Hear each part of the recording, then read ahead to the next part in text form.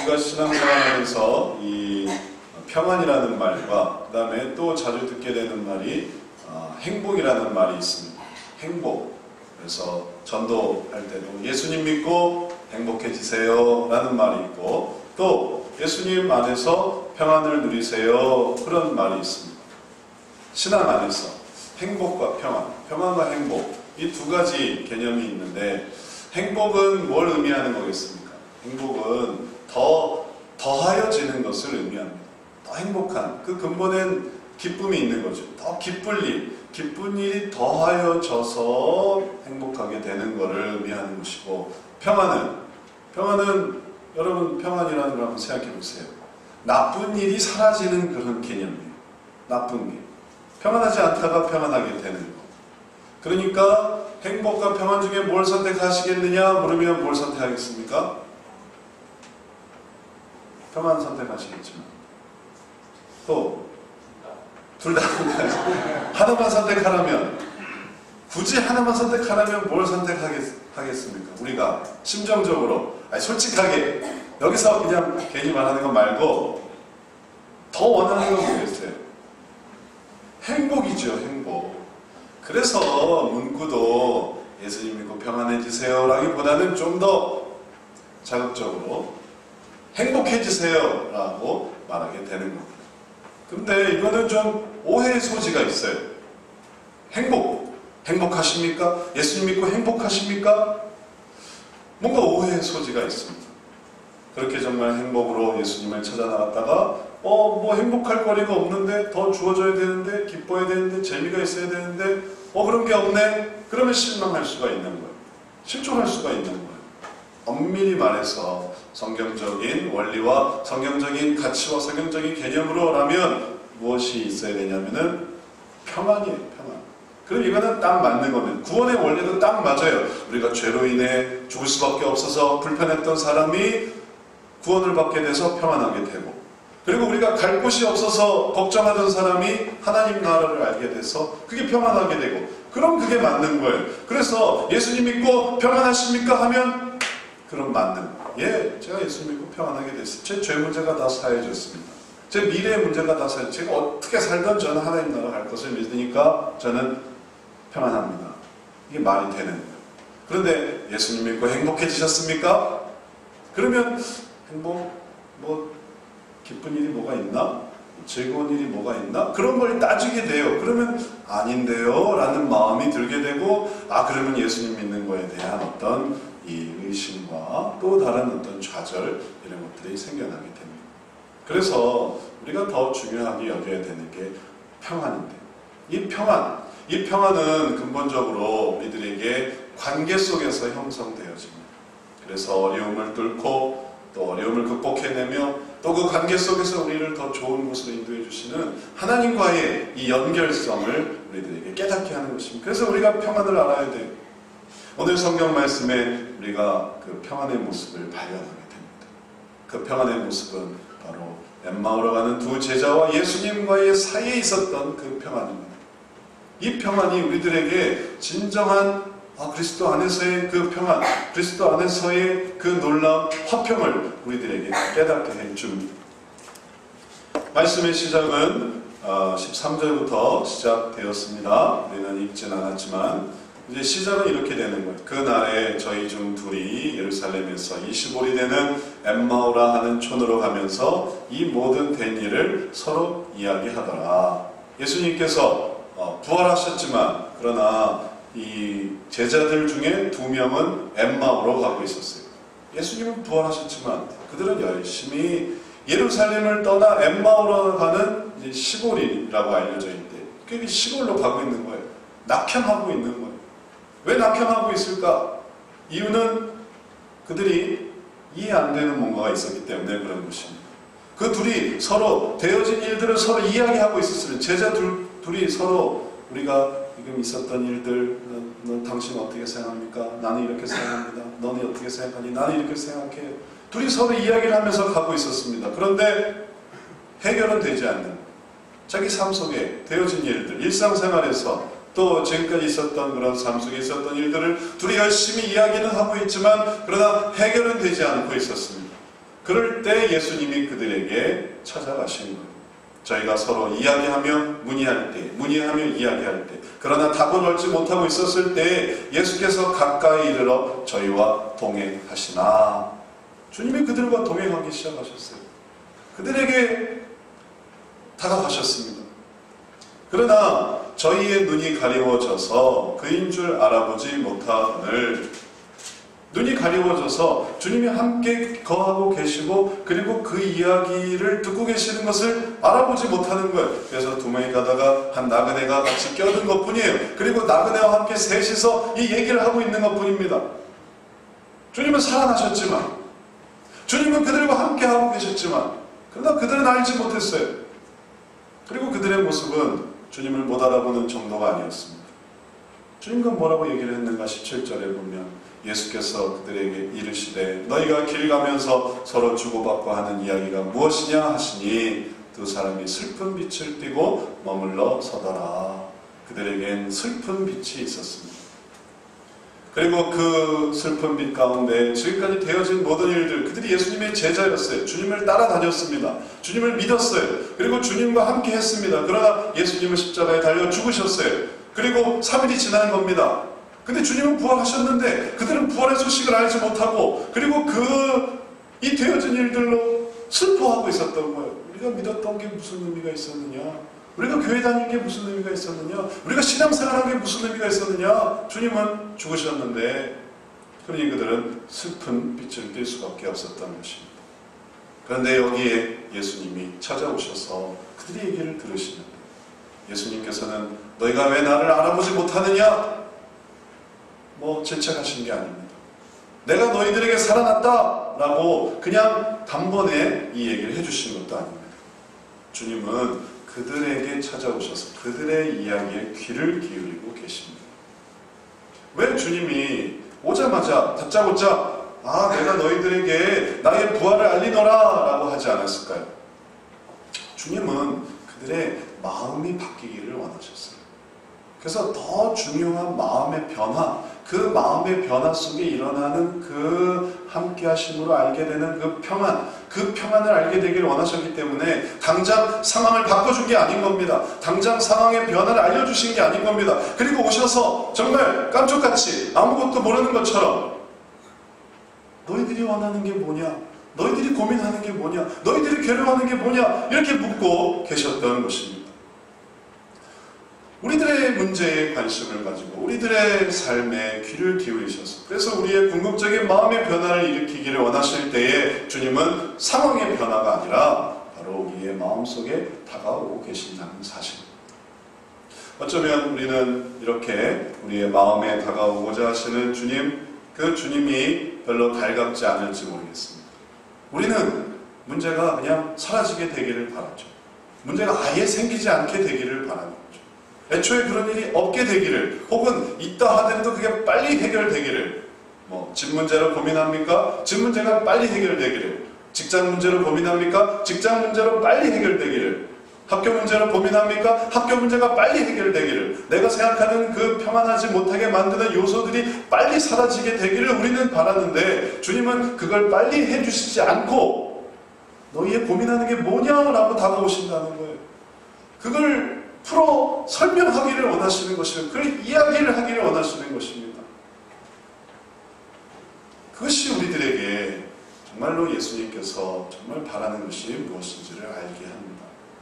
그것이 비록 우리들의 예상과는 다르지만, 우리들의 생각과는 다를 수 있지만, 그러나 주님은 우리가 그 마음속에 주님을 먼저 모셔드리고 우리의 마음속에 더 다가오게 되기를 주님은 원하시기 때문에 그 상황을 그대로 두고 우리들에게 역사하시는 것입니다. 예전에 우리 교회에서 수련회로 동해안에 갔다 온 적이 있었어요. 그래서 아주 참 은혜롭게 수련회를 잘 마쳤어요. 그래서 온천도 하고 예배도 드리고 또 바닷가도 가고 하여튼 너무너무 재밌게 잘 보냈어요. 그리고 은혜가 아주 충만했습니다. 이제 우리가 정말 은혜로 이제 세상을 살아가자 하고 이제 다시 이제 돌아오는 길이었는데, 돌아오다가 휴게소에 잠깐 들렸어요. 휴게소에 잠깐 들려서 밥도 먹고 좀 쉬었다가 이제 다시 출발하는데 한 성도님이 소리를 지르는 거예요. 그래서 깜짝 놀라서 왜 그런가 했더니 휴게소에 가방을 두고 왔어요. 근데 그 가방이 중요한 가방인 거예요. 그 가방에 뭐 잔뜩 들은 거예요. 별로, 제가 볼 때 별로 중요한 게 있을 것 같지 않았는데, 하여튼 그 가방이 되게 중요한 거예요. 그럼 어떻게 하지? 어떻게 하지? 근데 이게 고속도로라 이 차들이 꽉 막히고, 그리고 여기서 돌아가서 거기 갔다가 왔다가 했다가는 이제 제때 못 돌아가게 생긴 거예요. 너무 차가 많아서. 휴가철이. 그래서 전전긍긍하는 거예요. 가방을 잃어버렸어. 가방을 잃어버렸어. 수련회 갔다 오는 길이지만 가방을 잃어버렸어요. 그래서 막 마음이 녹아내리는 거예요. 그리고 그 가방이 걱정하고 근심하니까 다 같이 걱정이 되는 거예요. 다 같이 우울해지는 거예요. 왜 우리가 못 찾았을까? 왜 그 가방을 챙겨주지 못했을까? 그게 다 내 죄고, 다 우리 잘못이고. 그러니까는 정말 은혜 충만해서 돌아가는 이 수련회 그 귀갓길이 이 가방 분실 사건으로 인해서 정말 마음이 아주 괴로웠던 겁니다. 근데 생각해보면 그게 뭘 의미했습니까? 하나님의 은혜보다도 가방이 더 중요한 거예요. 가방의 중요성이 더 커요. 그래서 하나님께서 주신 그 은혜보다도 지금 당장 내가 잃어버린 그 가방 때문에 마음이 다 녹아내리는 거예요. 우리의 삶에 평안을 잃어버리는 요소들을 한번 생각해 보십시오. 아무리 하나님의 은혜를 우리가 공급받았다 하더라도 우리가 하나님의 은혜가 어느 순간 과거가 됩니다. 그건 1분 전에 있었던, 혹은 1시간 전에 있었던, 2시간 전에 있었던, 혹은 6시간 전에 있었던, 그리고 막상 닥치는 또 다른 문제가 생겨요. 여러분이 집에 가서 집에 물난리가 났다고 생각해 보세요. 하나님의 은혜를 우리 교회에서 충만히 받았다 하더라도 집에 물난리가 나면 기분이 어떻겠습니까? 아주 안 좋은 거죠. 자동차 누가 긁어놨다고 한번 생각해 보세요. 하나님의 은혜가 충만했어도 그걸 그냥 하나님의 은혜가 너무 넘쳤기 때문에 자동차 누가 긁어놔도 기분이 좋을 수가 있겠습니까? 평안이 사라지는 거예요. 큰일 났다. 야단 났다. 그걸 어떻게 하지? 그게 괴로움이 생기는 거예요. 그래서 지금 당장 이 문제를 해결해야만 다시 원래대로의 은혜가 복구되는 것 같고, 이 문제가 없어져야만 내가 받았던 모든 은혜가 유효하게 될 것 같은 그 순간 속에 하나님께서 찾아오셔서 거기서 생각하게 하시는 거예요. 바로 그 상황에서 뭐가 더 크냐? 뭐가 더 중요하냐? 그것을 알게 하시는 것이었습니다.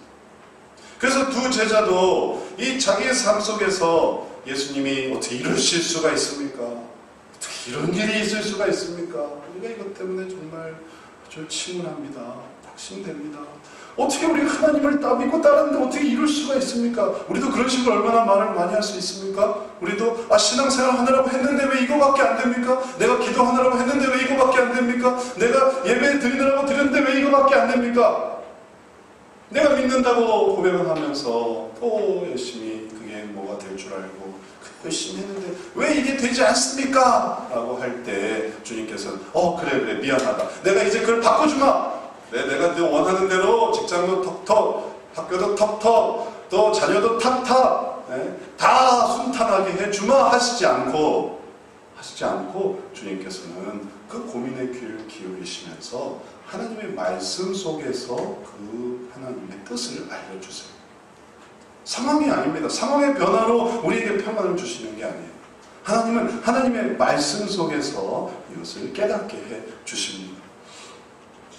그래서 이러한 은혜를 통해 우리들이 깨달아야 되는 것은 바로 하나님이 하나님의 뜻을 우리들에게 보여주신다.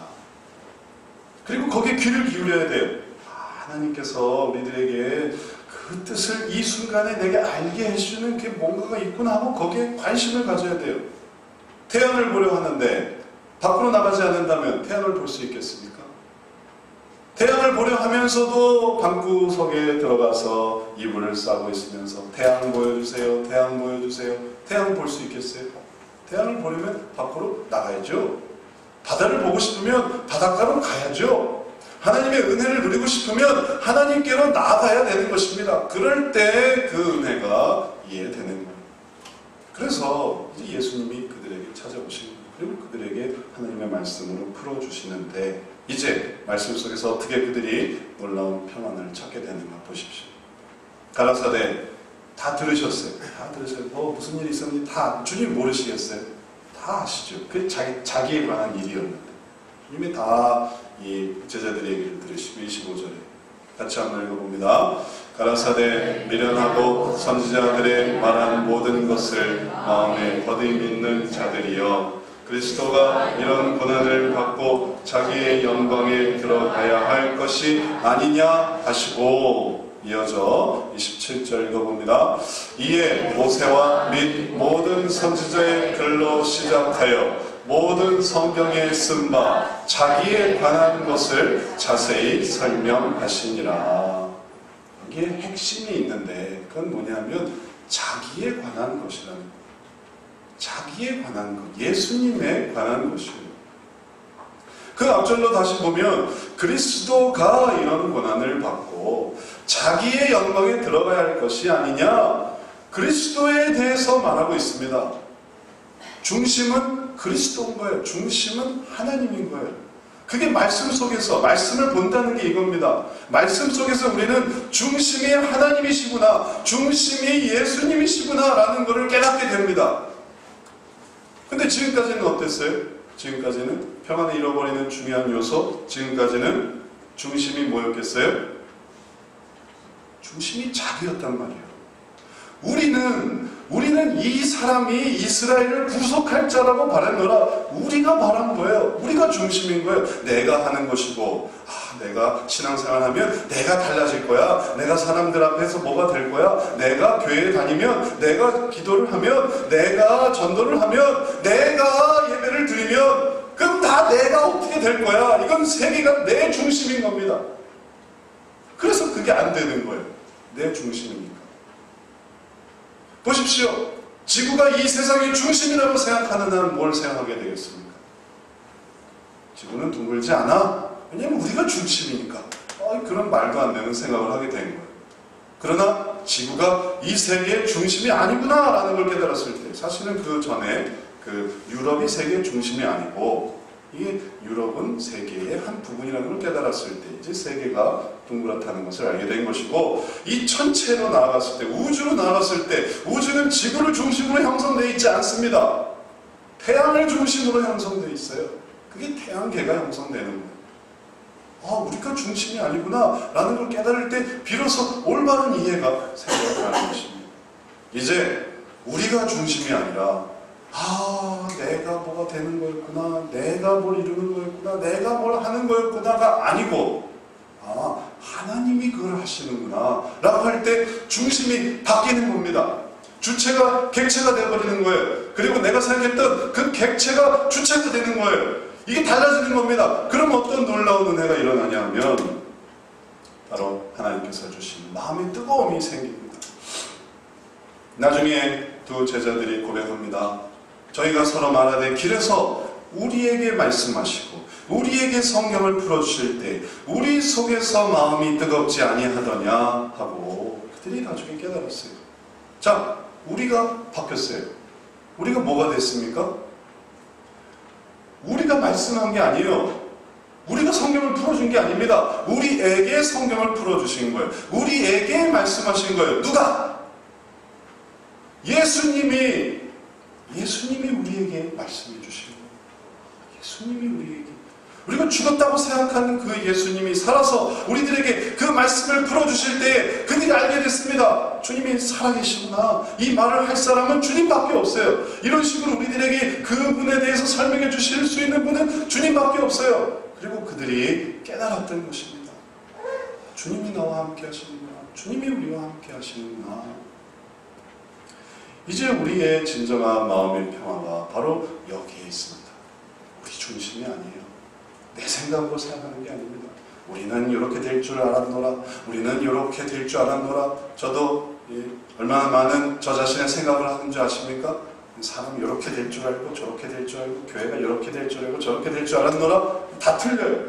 하나도 맞는 게 없어요. 사람은 이렇게 될 줄 알 땐 저렇게 되고, 또 결혼을 해서 우리 아내가 이렇게 될 줄 알았더니 아내는 이렇게 되고, 교회를 시작해서 성도는 이렇게 될 줄 알았더니 저렇게 되고, 또 일을 해서 이렇게 될 줄 알았더니 저렇게 되고, 그런 이 내 뜻대로 안 되는 모든 일들이 우리로 하여금 너무너무나 불편하게 만들지만, 그러나 생각이 바뀌어서 원래 주님 중심이야. 주님 중심이야. 그러면 무게중심이 바뀌는 거예요. 무게중심이, 오뚜기를 생각해 보세요. 오뚜기의 무게중심이 위에 있으면 세워놔도 넘어지고 세워놔도 넘어지겠죠. 그러나 오뚜기의 무게중심이 밑으로 가 있으니까 넘어져도 일어나고 넘어져도 일어나고 넘어져도 일어나는, 그게 하나도 이상한 게 아니게 되는 거예요. 그래서 결혼해서 이렇게 되는 건 그건 당연한 거고, 왜냐하면 주님이 주님의 일을 하시는 거니까. 그게 나를 변화시키는 거고 또 나를 세우시는 거고, 교회를 할 때 이게 이렇게 되는 거고, 아 이게 나를 하나님이 이렇게 움직이시는구나, 이게 하나도 스트레스가 되지 않는 거예요. 사람이 이렇게 되지 않고 저렇게 되는 것, 자녀가 이렇게 되지 않고 저렇게 되는 것, 내가 아는 그 모든 환경들이 이렇게 되지 않고 저렇게 되는 것, 이게 다 하나님의 뜻이구나. 그럴 때 마음에 평안이 와요. 왜냐하면 하나님이 행하시는 거니까. 내가 하는 것보다 더 헐나요. 내가 했다고 생각해보세요. 나는 그 다음은 어떻게 될지 모른단 말이에요. 이렇게 했다가 망가지면 어떻게 했어요? 저렇게 했다가 또 저렇게 했다가 또 안 되면 어떻게 했어요? 하다 안 되면 나는 그냥 포기해버릴 텐데, 주님은 너무너무 그 일을 놀랍게 행하시는 거예요. 그래서 어려운 부분을 극복하게 하셔서 그게 오히려 주님 바라보게 하시고, 또 이런 부분을 또 극복하게 하셔서 또 주님 의지하게 하시고, 그리고 되어진 거를 나중에 해보니까 너무너무 부쩍 자라있는 거예요. 그러니 나보다 하나님이 낫다. 너무 당연한 말이지만 나보다 하나님이 낫다. 하나님께 맡기게 돼. 그러니까 마음이 평안하는 거예요. 내가 운전을 하는 것보다, 내가 관리를 하는 것보다, 내가 이렇게 저렇게 하는 것보다 하나님께 맡기는 게 훨 나은 거예요. 그러니까 내가 마음이 오히려 평안한 거예요. 중심이 바뀌었다. 우리들에게 이러한 은혜를 하나님께서 주십니다. 그리고 그러한 은혜가 우리들 가운데 임할 때 우리는 마음의 평안으로 끝나지 않습니다.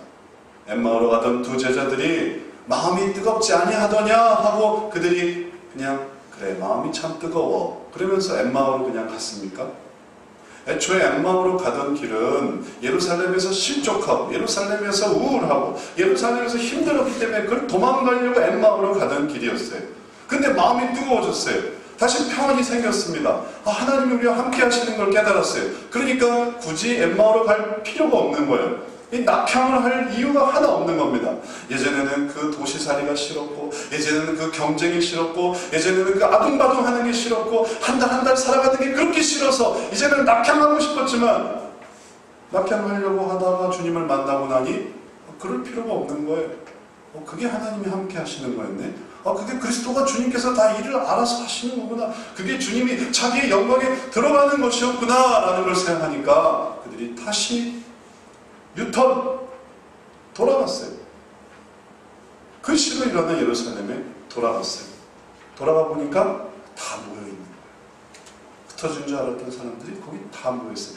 다 그렇게 모여있던 사람들인 거예요. 다. 네. 그런 얘기가 되는 거예요. 하나님에 대한 하나님이 우리에게 다시 함께 하심 알려주시고, 우리 중심이 아니라 하나님 중심이라는 것을 고백할 수 있는 사람들이 또 모여서, 그들이 함께 모여서, 그리고 그 속에서 다시 또 평강을 누리게 됩니다. 만약에 우리에게 평안이 있는데 이 평안이 죄악으로 나가는데 더 여유 있는 평안이라면 그 평안은 평안이 아닙니다. 그건 기만이에요. 스스로 속는 겁니다. 악을 행하면서 예전보다 더 마음이 평안해졌어요. 이제는 주의를 안 지키는데도 마음이 너무 평안해. 교회를 안 나가는데도 마음이 너무 평안해. 하나님 안 믿으니까 아주 그냥 세상에 아주 이런 평안이 없네. 그건 좋은 평안입니까? 천만의 말씀. 심판 기다리고 있는 거예요. 지금은 그렇게 살았다고 합시다. 주님의 그 일반 은총에 의해서 이 세상을 그렇게 살았다고 합시다. 그래, 잘 살았다. 후회 없는 인생을 살았어. 내 인생은 정말로 내가 요만큼도 후회 안 해. 그건 죽기 전까지 얘기죠. 죽기 전에는 뭔 말을 못하겠어요. 흉악죄인도 잡혀서도 그런 얘기를 해요. 잡혀서도 내가 더 죽여야 되는데, 더 악을 행해야 되는데 내가 이렇게 됐다고 조금도 후회하지 않아요. 그 모든 죄인들에 대한 주님의 심판이 이제 그 이후에 펼쳐지고, 그 이후에 대해서는 이미 성경의 증언으로도 충분히 우리가 그것을 다 몰라도 돼요. 교도소 자세히 아실 필요 없습니다. 왜냐면 우리랑 상관없는 얘기니까. 그게 얼마나 힘들고 어렵고 괴로운지 잘 몰라도 돼요. 심판에 대해서 어떤 식으로 되는지 그건 주님께 맡기는 거예요. 그러나 우리가 성경 속에서 기억해야 되는 것은 그 평안은 좋은 평안이 아니다. 이제 주님 안에서의 진정한 평안, 그 평안은 하나님 안에서 누리는 겁니다. 그리고 그렇게 평안을 누리려고 할 때 이제 이 사안들이 중요한 게 아닌 것을 알게 됩니다. 이 환경이 중요한 게 아닌 것을 알게 돼요. 정말 중요한 건 그 순간에, 그 짧은 순간에, 혹은 뭐 자동차 누가 긁었어요, 집에 물난리가 났어요, 뭐 여러 문제가 있어요. 바로 그 순간에 내가 주님을 의지할 수 있느냐 아닌 거예요. 이것을 시편 18편은 우리들에게 너무나 놀랍게 설명하고 있습니다. 시편 18편 1절부터 나오는 말씀인데 제가 한번 읽어봅니다. 나의 힘이 되신 여호와여, 내가 주를 사랑하나이다. 여호와는 나의 반석이시오, 나의 요새시오, 나를 건지시는 자시오, 나의 하나님이시오, 나의 피할 바위시오, 나의 방패시오, 나의 구원의 뿌리시오, 나의 산성이시로다. 예, 다윗이 워낙 군인이었고 또 그의 삶 속에서 이게 아주 믿을 만한 것이었기 때문에 예수님을 다 그렇게 표현하는 거예요. 군인에게 있어서 산성, 군인에게 있어서 구원의 뿔, 방패, 혹은 바위, 얼마나 이게 요긴하고 안전한 그런 요소들인지 모르겠어요. 그래서 그렇게 표현하는 거예요. 주님이 그런 분이 되시는 겁니다. 그러면 뭐 학생이라면 주님은 나의 볼펜, 주님은 나의 계산기, 주님은 나의 방석, 뭐 다양하게 표현될 수 있는 거예요. 직장인이라면 주님은 나의 컴퓨터, 주님은 나의 뭐 일터, 주님은 뭐 하여튼 그렇게 다양하게 표현될 수 있는, 그렇게 의지하고 신뢰하게 되는 것입니다. 주님이 앉아있으면 그냥 하늘에서 은혜를 뚝뚝뚝 떨어주시는 분입니까? 주님은 나로 하여금 피할 수 있게 해주시고, 주님은 나의 막을 수 있게 해주시고, 구원의 뿔이 되어주시고, 그 다음에 내가 거하는, 피하는 산성이 되시고, 그렇게 고백하고 있는 겁니다. 환경의 변화가 아닙니다. 그 속에서 하나님과의 관계, 그 하나님 속에서 어떤 관계를 갖고 있는가라는 것입니다. 내가 찬송받으실 여호와께 아뢰리니 내 원수에게서 구원을 얻으리로다. 심지어는 어떤 데서 구원을 얻느냐 하면 사망의 줄이 나를 얽고 불의의 창수가 나를 두렵게 하였으며 음부의 줄이 나를 두르고 사망의 울무가 내게 이르렀도다. 내가 환난에서 여호와께 아뢰며 나의 하나님께 부르짖었더니 저가 그 전에서 내 소리를 들으시며 그 앞에서 나의 부르짖음이 그 귀에 들렸도다. 다윗이 정말로 기뻐하고 감사하며 그 속에서 평안할 수 있었던 것은 내 부르짖음이 주님께 들려진다라는 거예요. 주님이 내 기도를 들으신다라는 거예요. 그 순간의 괴로움을, 그 순간의 고통을, 그 순간의 낙심을 주님이 들으신다라는 거예요. 주님이 알고 계신다라는 것이에요. 그래서 이제 순간순간 내 중심으로 내가 사망의 올무에서 이거 어떡하지? 내가 이게 엮였는데 불의의 창수가 나를 이제 어떻게 하면 좋지?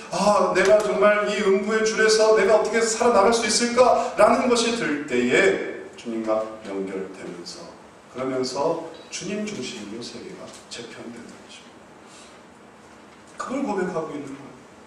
그래서 이러한 말씀을 실천한 사람이 누구냐면 한나입니다. 한나. 이 말씀을 실천했어요. 이 말씀을 그냥 땅에 떨어지지 않게 하고 그래 내가 그렇게 한번 살아보자. 그게 중요한 거죠. 알면 뭐합니까? 자린고비 이야기하세요. 자린고비가 조기를 얼려놓고 날마다 보면서 밥을 먹었답니다. 늘 배고파하면서 조기를 보면서 밥을 먹어요. 그걸 먹으면서 밥을 먹어야지 조기를 보면서 밥을 먹어요. 하나님의 은혜를 그냥 보기만 하면서 살아가면 얼마나 이건 배가 고프고 얼마나 이건 초라하고 얼마나 이건 불쌍한 삶이에요. 이걸 먹으면서 살아야지. 그래서 한나가 이걸 먹기로 한 거예요. 그리고 그가 그 속에서 결심했습니다. 사무엘상 1장 17절에 엘리가 대답하여 가로되 평안히 가라. 이스라엘의 하나님이 너의 기도하여 구한 것을 허락하시기를 원하노라. 가로되 당신의 여종이 당신께 은혜 입기를 원하나이다 하고 가서 먹고 얼굴에 다시는 수색이 없으니라. 그가 결단한 이 결단이 바로 주님이 제 기도를 들으신 것을 믿고 그리고 그 구한 것에 대해 하나님이 뜻대로 이루실 것을 믿습니다 라고 할 때 그때 그의 마음에 평안이 이루어졌어요. 주님께 대한 신뢰가, 주님께 대한 확신이, 그것이 아들이 낳고 안 낳고의 문제가 아니라 내 기도를 들으시고 그리고 그 기도에 주님이 뜻 가운데 역사하실 것을 믿고 그리고 그 관계를 붙들었을 때 그 마음에 근심이 사라진 것입니다. 우리가 이러한 일들을 생각해 볼 때 우리들은 하나님께서 우리들에게 무엇을 원하시는지를 깨달아야 되겠습니다. 그것은 우리들이 평안을 누리는 것이에요. 어떨 때, 가장 어려울 때, 힘들 때, 평안하지 못할 때. 서두에서 말했지만 우리는 어쩌면 행복을 추구하는지 모르겠습니다.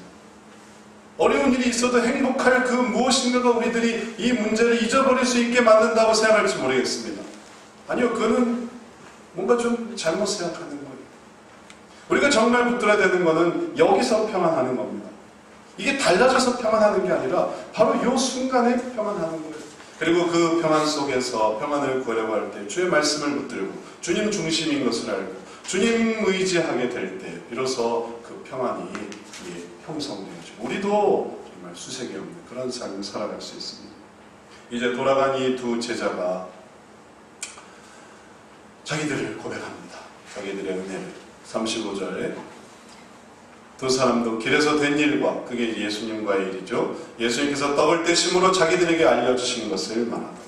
이제 주님이 우리와 함께 하셨어. 우리와 함께 하셨어. 그렇게 말씀하신 게 주님이었어. 주님이 살아계시더라고 얘기를 하니까 그 다음에 이 말을 할 때에 예수께서 친히 그 가운데 서서 가라사대 너희에게 평강이 있을지어다. 그들이 그런 말을 할 때, 그들이 그런 고백을 할 때, 그들이 그렇게 삶을 살아갈 때 주님은 정말로 옆에 나셔서 너희들에게 평강이 있을 것이다. 내가 너희와 함께 하니까. 그건 진실입니다. 우리들에게 그렇게 평강을 주십니다. 그 평강 속에서 우리들은 하나님이 우리들과 하나님 마음속에 훌쩍 들어오는 것을 알게 됩니다. 우리 신앙생활 속에서도 뭔가 부족했던 그것, 상황에 의존하고 조건에 의존하고 또 형편에 의존하기만 해서 뭔가 빠진 것 같은 그것, 그 부분이 딱 채워지게 돼요. 그건 바로 주님이 나와 함께 하시는구나 라는 것을 바로 그 상황에서 깨달아가는 것이에요. 그러면 나머지 것들이 하나도 문제가 되지 않습니다.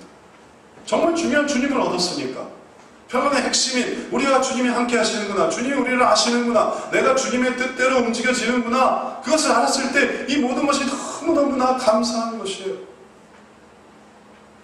그리고 그것을 깨달았을 때 마음속에 주님께서 주시는 평강, 그것을 우리가 삶 속에서 누려야 하겠습니다. 한나는 어떻게 되었습니까? 정말로 수색이 없이 근심이 없이 하나님을 바라보았을 때 그는 아들을 낳았습니다.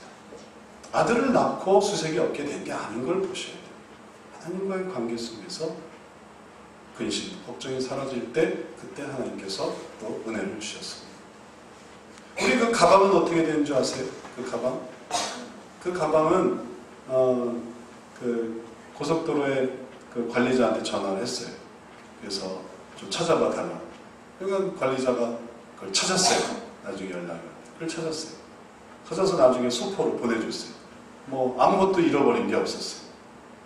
순간에 해프닝이었어요. 시간도 얼마 걸리지 않았어요. 하지만 그때 저는 정말 중요한 걸 깨달았습니다. 가방 하나로 은혜를 다 날릴 수가 있구나. 그리고 그런 일들이 계속 반복되는 것을 경험하는 거예요. 항상 아무리 은혜를 주어도 그 이후에 또 뭔가 닥치는 그 하나가 이 은혜로 하여금 그냥 그래도 은혜보다 이게 더 중요하지 하게 만드는 그런 상황. 이게 반복돼서는 평안을 유지가 되지 않습니다.